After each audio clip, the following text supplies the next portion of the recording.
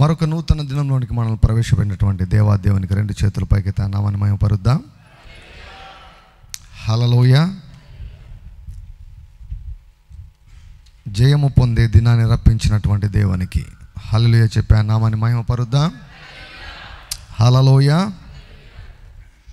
వారు గొర్రెపిల్ల రక్తమును బట్టి తామిచ్చిన సాక్ష్యమును బట్టి వానిని జయించి ఉన్నారు. ఈ 40 రోజుల సిలువ ధ్యానాల్లో రక్తం గురించి మనం ధ్యానిస్తూ ఉన్నాం.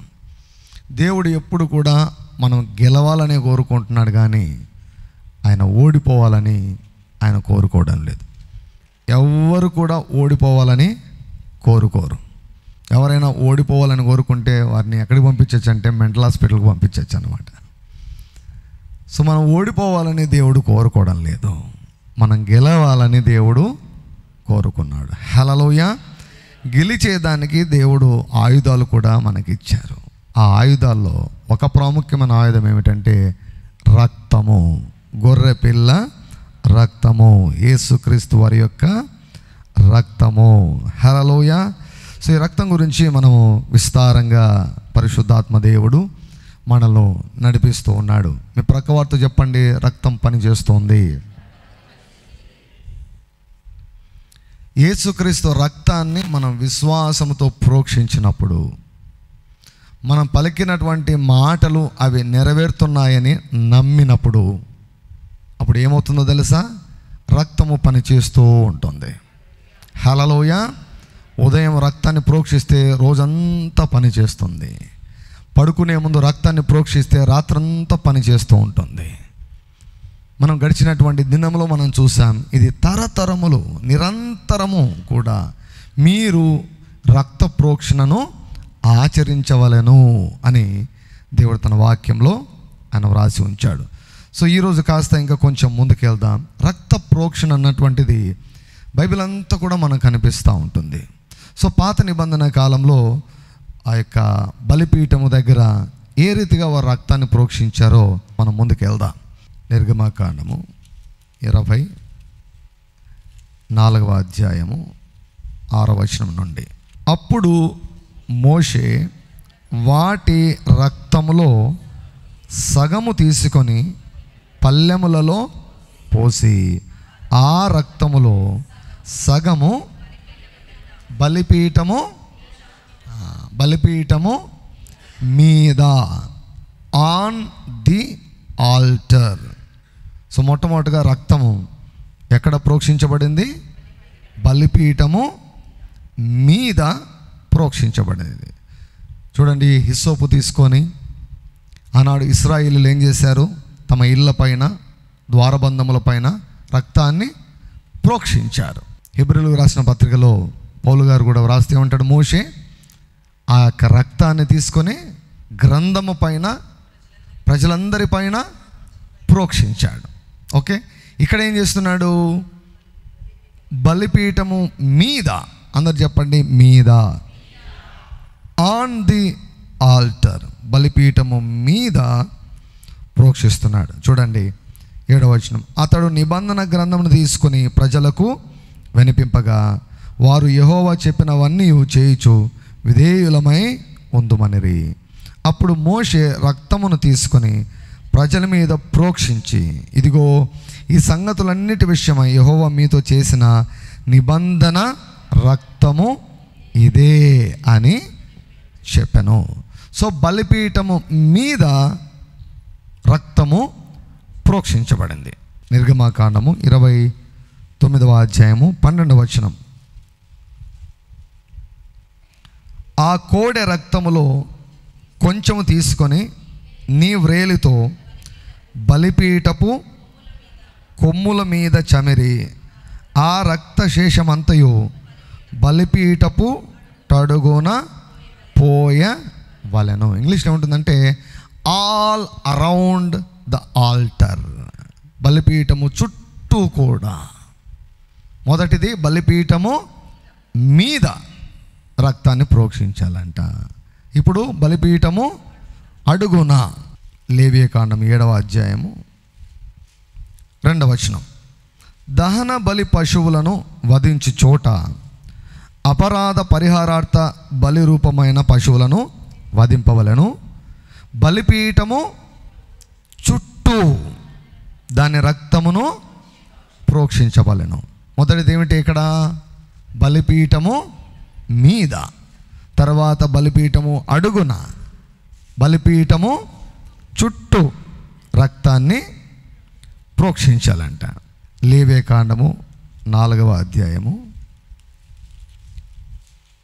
7వ వచనం, అప్పుడు యాజకుడు ప్రత్యక్షపు గుడారములో యెహోవా సన్నిధినున్న సుగంధ ద్రవ్యముల ధూపవేదిక కొమ్ముల మీద ఆ రక్తంలో కొంచెము చమెరి ప్రత్యక్షపు గుడారం యొక్క ద్వారమునొద్దనున్న దహన బలిపీఠము అడుగున ఆ కోడి యొక్క రక్తశేషమంతయు పోయవలను. At the base of the altar, అడుగున, బలిపీఠము మీద, బలిపీఠము అడుగున, బలిపీఠము చుట్టూ. లేవియకాండము 5వ అధ్యాయము 9వ వచనం, అతడు పాప పరిహారార్థ బలి పశురక్తములో కొంచెము బలిపీఠము ప్రక్కన ప్రోక్షింపవలను. దాని రక్తశేషమును బలిపీఠము అడుగున పిండవలను. అది పాప పరిహారార్థ బలి. ఇక్కడ ఏంటి? బలిపీఠము ప్రక్కన, on the side of the altar, on the altar, around the altar, at the base of the altar, on the side of the altar. బలిపీఠము మీద, బలిపీఠము అడుగున, బలిపీఠము చుట్టూ, బలిపీఠము ప్రక్కన రక్తాన్ని ప్రోక్షించాలంట. నిర్గమాకాండం 29వ అధ్యాయము 20వ వచనం, ఆ పొట్టేలను వధించి దాని రక్తంలో కొంచెము తీసి అహరోను కుడి చెవి కొన మీదను, అతని కుమారుల కుడి చెవుల కొన మీదను, వారి కుడి చేతి బొటన వ్రేళ్ళ మీదను, వారి కుడి కాలి బొటన వ్రేళ్ళ మీదను చమిరి బలిపీఠము మీద చుట్టూ ఆ రక్తమును ప్రోక్షించవలెను.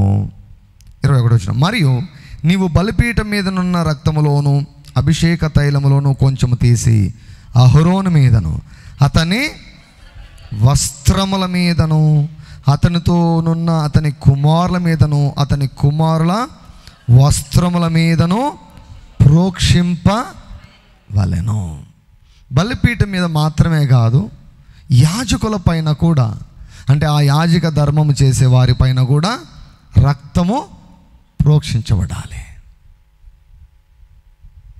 బలిపీఠము మీద రక్తం ప్రోక్షించబడాలి, బలిపీఠము అడుగున రక్తం ప్రోక్షించబడాలి, బలిపీఠము ప్రక్కన రక్తం ప్రోక్షించబడాలి, బలిపీఠము చుట్టూ రక్తం ప్రోక్షించబడాలి.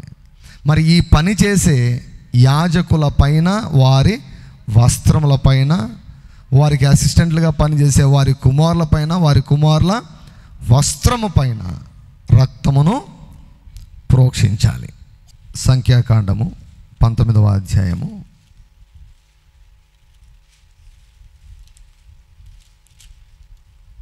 4వ వచనం, యాజకుడైన ఎలియాజరు దాని రక్తములోనిది కొంచెం వ్రేలుతో తీసి ప్రత్యక్షపు గుడారం ఎదుట ఆ రక్తములో కొంచెము 7 మారులు ప్రోక్షింపవలెను.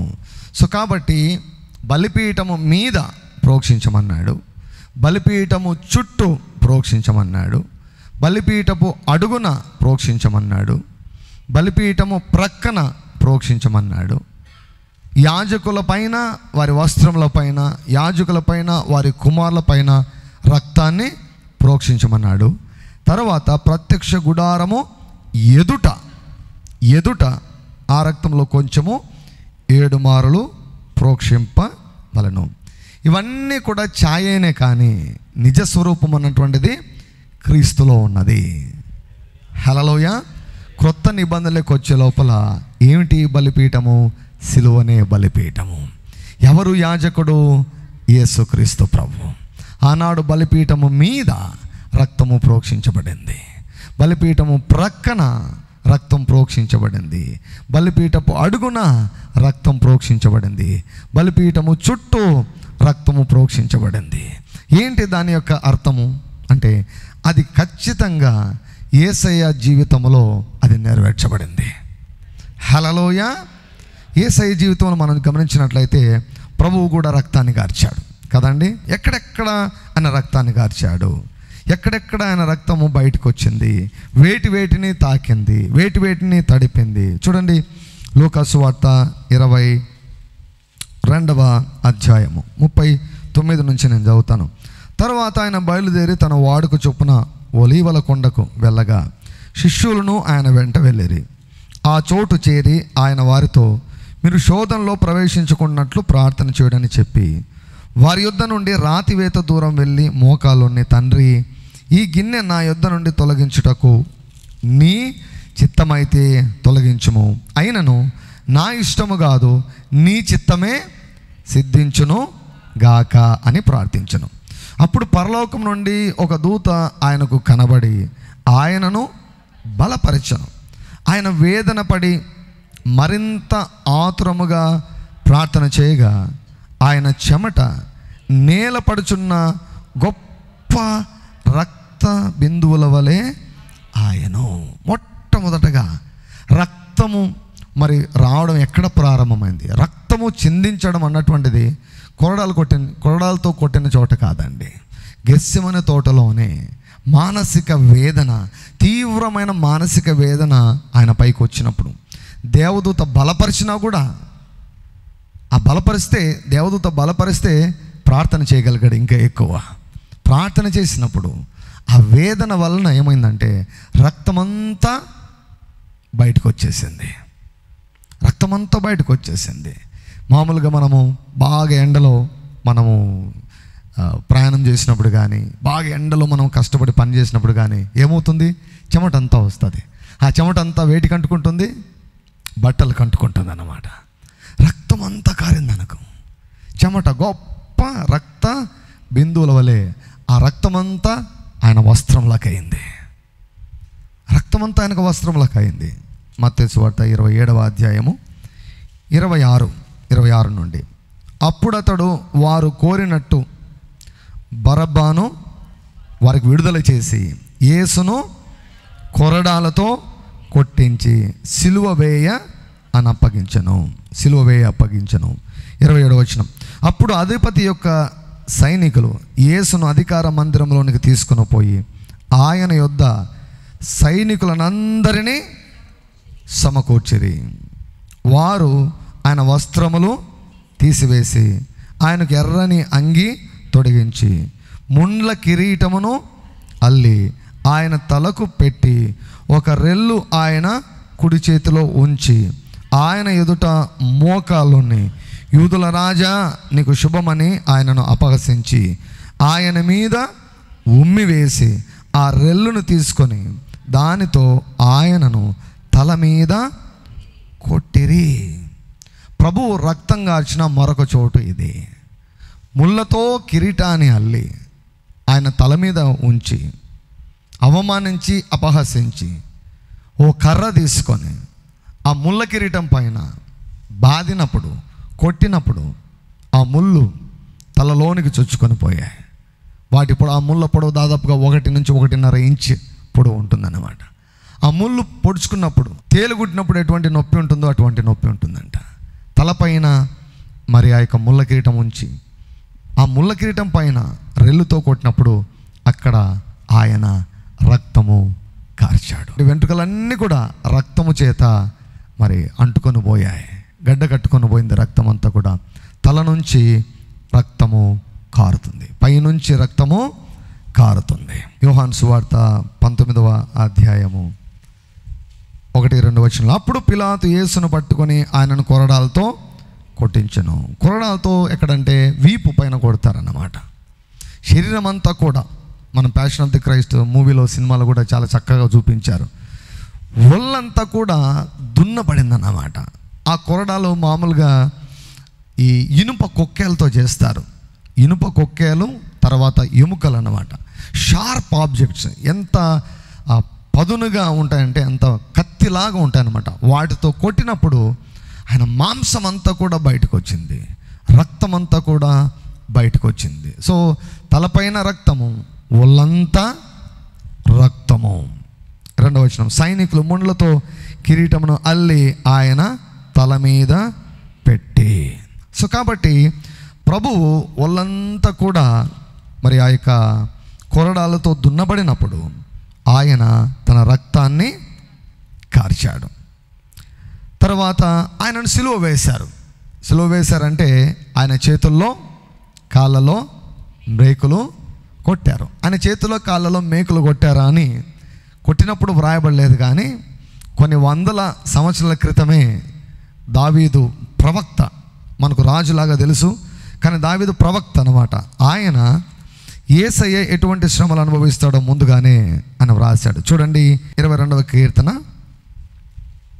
16వ వచనం, కుక్కలు నన్ను చుట్టుకొని ఉన్నవి, దుర్మార్గులు గుంపు కూడి నన్ను ఆవరించి ఉన్నారు, వారు నా చేతులను నా పాదములను పొడిచి ఉన్నారు, నా ఎముకలన్నీ నేను లెక్కింపగలను. నా చేతులను కాళ్ళను వారు పొడిచి ఉన్నారు. నా ఎముకలన్నీ నేను ఎప్పుడు ఎముకలను లెక్కించగలం? ఎముకలు కనపడుతుంటే, ఎముకలన్నీ కనిపిస్తున్నాయంట. అందుకే ఏ మనుష్యుడు కూడా చూడనోళ్ళని వాడుగా యేసుక్రీస్తు ప్రభు ఆయన తయారయ్యాడు. సో కాబట్టి చేతులలో కాళ్ళలో పొడిచారు. యోహాను సువార్త 20వ అధ్యాయము 24-25. యేసు వచ్చినప్పుడు 12 మందిలో ఒకడైన దిదుమ అనబడిన తోమ వారితో లేకపోయాను గనుక తక్కిన శిష్యులు మేము ప్రభువును చూచితిమని అతనితో చెప్పగా అతడు, నేనాయన చేతులలో మేకుల గురుతును చూచి నా వ్రేలు ఆ మేకుల గురుతులో పెట్టి నా చెయ్యి ఆయన ప్రక్కలో ఉంచితేనే కానీ నమ్మను అని వారితో చెప్పాను. అంటే చేతుల్లో గాయాలయ్యాయి, కాళ్ళలో గాయాలయ్యాయి. చేతిలో మేకులు కొట్టినప్పుడు, కాళ్ళలో మేకులు కొట్టినప్పుడు రక్తము కారింది.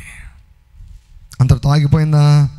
యోహాను సువార్త 19వ అధ్యాయం 31వ వచనం నుండి, ఆ దినము సిద్ధపరచు దినం, మరుసటి విశ్రాంతి దినము మహాదినము గనుక ఆ దేహములు విశ్రాంతి దినమున శిలువ మీద ఉండకుండానట్లు వారి కాళ్ళు విరగొట్టించి వారిని తీసివేయించుమని యూదులు పిలాతును అడిగిరి. కాబట్టి సైనికులు వచ్చి ఆయనతో కూడా సిలువ వేయబడిన మొదటి వాని కాళ్ళను, రెండవ వాని కాళ్ళను విరగొట్టి. ఇది ఆనవాయితీ అన్నమాట. సిలువ వేసిన తర్వాత వాడు చనిపోయిన తర్వాత ఏం చేస్తారంటే కాళ్ళు చేతులు విరగొడతారు. వాళ్ళని పాతి పెట్టక ముందు కాళ్ళు చేతులు విరగొడతారు. సో అదే రీతిగా విరగొట్టేదానికి వచ్చారు. యేసయ్య కుడి ప్రక్కన ఎడం ప్రక్కన వారి ఇది కాళ్ళు చేతులు విరగొట్టారు. ఎంత సాడిస్ట్లో చూడండి, ఎంత క్రూరత్వం చూడండి. చచ్చిపోయినా కూడా వదిలిపెట్టరు అనమాట. భలే క్రూరత్వం, భయంకరమైన క్రూరత్వం అనమాట ఆనాడు. సో యేసయ్య దగ్గరికి వచ్చారు. వచ్చి ఆయన కాళ్ళు చేతులు మాత్రము విరగొట్టలేదు. చూడండి 33వ వచనం, వారు యేసునద్దకు వచ్చి అంతకుముందే ఆయన మృతి పొంది ఉండుట చూచి ఆయన కాళ్ళు విరగొట్టలేదు, కానీ సైనికులలో ఒకడు ఈటతో ఆయన ప్రక్కను పొడిచెను, వెంటనే రక్తమును నీళ్లును కారెను. ఇది చూచిన వాడు సాక్ష్యం ఇచ్చుచున్నాడు, అతని సాక్ష్యము సత్యమే, మీరు నమ్మునట్లు అతడు సత్యము చెప్పుచున్నాడని ఆయన ఎరుగును. అతని ఎముకల్లో ఒకటైనను విరవబడదు అనే లేఖనము నెరవేరినట్లు ఇవి జరిగను. మరియు తాము పొడిచిన వాని తట్టు చూతురు అని మరి ఒక లేఖనము చెప్పుచున్నది. గెత్సెమన తోటలో ప్రభు రక్తాన్ని కార్చాడు. తలపైన ముళ్ళ కిరీటం ఉంచబడినప్పుడు ప్రభు రక్తాన్ని కార్చాడు. కొరడాలతో ఆయన వీపు, ఆయన దేహం అంతా దున్నబడినప్పుడు రక్తం కార్చాడు. చేతులలో మేకులు కొట్టినప్పుడు ఆయన రక్తాన్ని కార్చాడు. కాళ్ళలో మేకులతో కొట్టినప్పుడు ఆయన రక్తాన్ని కార్చాడు. ప్రక్కలో బల్లెంతో పొడిచినప్పుడు రక్తాన్ని కార్చాడు. సిలువ బలిపీఠం. ఇప్పుడు చెప్పండి, బలిపీఠం మీద ప్రోక్షించబడింది కదా, ఆ రక్తము ప్రక్కలో పొడిచినప్పుడు రక్తము, నీళ్ళు రక్తము కారిందంట. ఎక్కడ పడతాయి? బలిపీఠము ప్రక్కన పడతాయి. ఒళ్ళంతా దున్నబడినప్పుడు రక్తమంతా కాళ్ళలో మేకులు కొట్టినప్పుడు, చేతుల్లో మేకులు కొట్టినప్పుడు చేతుల నుంచి రక్తం బలిపీఠం ప్రక్కన పడుతుంది. కాళ్ళలో మేకులు కొట్టినప్పుడు రక్తము బలిపీఠము అడుక్కొస్తుంది. సిలువ నిండా రక్తమే, సిలువ చుట్టూ రక్తమే, సిలువ పైన రక్తమే. యేసయ్య ఎక్కడ సిలువ వేయబడ్డాడు తెలుసా? యెరూషలేము బయట, కపాలమను స్థలము దగ్గర ఆయన బయట, అంటే ఎదురుగా ఉంటుందన్నమాట. ఏమని రాయబడింది? ప్రత్యక్ష గుడారం ఎదుట 7 మారులు రక్తమును ప్రోక్షించవలెను. యెరూషలేము పట్టణంలో కాదు, పట్టణం బయట. సో ఎదురుగా అన్నమాట. ఇలా సిలువలు వేలాడుతుంటే యెరూషలేము దేవాలయానికి ఎదురుగా ఆయన బలి అయ్యాడు. సో పాత నిబంధనలో అంతా కూడా ఇవంతా ఛాయ అన్నమాట. అవన్నీ క్రీస్తులో నెరవేర్చబడ్డాయి. సో రక్త ప్రోక్షణ అన్నటువంటిది పాత నిబంధన అంతా కూడా మనకు అనిపిస్తూ ఉంది. అది క్రీస్తులో నెరవేరి ఉంటున్నది. అంటే రక్తము లేకుంటే దేవుడు యేసయ్య వైపు చూడలేదు. యేసయ్య కనిపించడం లేదు, యేసయ్య రక్తం అంతా కనిపిస్తుంది అనమాట. అప్పుడే తండ్రి మళ్ళా యేసయ్య వైపు చూడగలిగాడు. హల్లెలూయా. రక్తం తప్ప ఏమీ కనిపించడం లేదు. ఒకసారి ఇమాజిన్ చేయండి, మీరు ఊహించండి, మీరు ఆలోచించండి. నడినెత్తి నుండి అరికాలి వరకు రక్తము తప్ప, గాయాలు తప్ప ఇక ఏమీ కనిపించడం లేదు. షేప్ లేదంట ఆయనకు. అసలు ఎవరైనా అని కూడా గుర్తుపట్టలేరంట. ఎందుకు? ఏం లేదు, అసలు స్కిన్నే లేదు, శరీరమే లేదు, మాంసమంతా ముద్దలు మొత్తం బయటకు వచ్చేసింది, ఎముకలు కనబడుతున్నాయి, రక్తమంతా కూడా కార్చాడు ప్రభు. పాత నిబంధనలు జరిగిన దానికి అంతా కూడా ఇది సాదృశ్యం. సో ఈ రక్త ప్రోక్షణ అన్నమాట. యాజకుని వస్త్రముల పైన రక్తము ప్రోక్షించబడింది. ఆ రక్తాన్ని చూస్తేనే యాజకుని దేవుడు అంగీకరిస్తాడు. సో కాబట్టి ప్రియులారా, పరలోక సంబంధమైన విషయంలో కానీ, పరలోకపు కోర్టులో కానీ రక్తము లేకుంటే ఎంట్రీ లేదు, రక్తము లేకుంటే అంగీకరించబడము. సో కాబట్టి యేసుక్రీస్తు ప్రభు మన అందరి కొరకు ఆయన తన శరీరంలో ఉన్నటువంటి రక్తాన్ని యావత్తు కూడా ఆయన ధారపోశాడు. ఇది దేవుని రక్తం, ఇది మానవుని రక్తమే, కానీ పరిశుద్ధమైన రక్తం. 100% మానవుని రక్తము, 100% దేవుని యొక్క రక్తం. హల్లెలూయా. పరిశుద్ధమైన రక్తం, నిష్కలంకమైన రక్తం, నిర్దోషమైన రక్తం, అమూల్యమైనటువంటి రక్తం. ఈ రక్తం పాపములు కడగడం మాత్రమే కాదు, ఎప్పుడైతే మనం ప్రోక్షిస్తామో ఆ రక్తం ఒక వ్యక్తిలాగా మన పక్షముగా పనిచేస్తుంది. తన శరీరాన్నంతా ఆయన శిక్షకు అప్పగించి శరీరంలో ఉన్నటువంటి రక్తాన్నంతా ఆయన మన కొరకు ఆయన ధారపోశాడు. అటువంటి దేవునికి యుగ యుగములు మహిమ కలుగును గాక. ఇంతగా రక్తమును గార్చినటువంటి ఏ దేవత లేదు, ఏ దేవుడు లేడు. అందుకే దేవా నీలాంటి దేవుడు లేడు, నిన్ను పోలిన కాపరి ఎవరు లేరు. మంచి కాపరి తన గొర్రెల కొరకు ప్రాణం పెడతాడు. చంపుకొని తినడు అన్నమాట. గొర్రెలను ప్రాణం పెడతాడు. రక్తం కార్చి ఆయన ప్రాణం పెట్టాడు. దేవుడి యొక్క మాటలు మన వినికిడిలో ఆయన నూరంతలుగా ఫలింపచేయునుగా. అభిషేకించబడినటువంటి దేవుని యొక్క వాక్యాన్ని మీరు విని మీరు దీవించబడ్డారని నేను నమ్ముచు దేవుని యొక్క నామమును నేను మహిమపరుస్తున్నాను. క్రీస్తునందు ప్రియులైనటువంటి వారులారా, కొన్ని ప్రాముఖ్యమైన విషయాలు మీతో పంచుకోవాలని నేను ఇష్టపడుతున్నాను. మొట్టమొదటగా ఈ యొక్క నిజమైన స్వాతంత్రమును కార్యక్రమమును అనేకులకు మీరు పరిచయం చేయాలని నేను మనవి చేస్తున్నాను. దేవుడు తన వాక్యం ద్వారా అనేకులను నిజమైన స్వాతంత్రంలోనికి ఆయన నడిపిస్తున్నాడు. తరువాత దేవుని యొక్క వాక్యంలో రాయబడి ఉంది ఏమిటంటే, నీతిమంతుడు విశ్వాస మూలముగా జీవిస్తాడు. సో నీతిమంతుడు ఎవరు? యేసు ప్రభు యొక్క రక్తము చేత కడుగబడినటువంటి వాడు, యేసు ప్రభు రక్తము చేత కొనబడినటువంటి వ్యక్తి.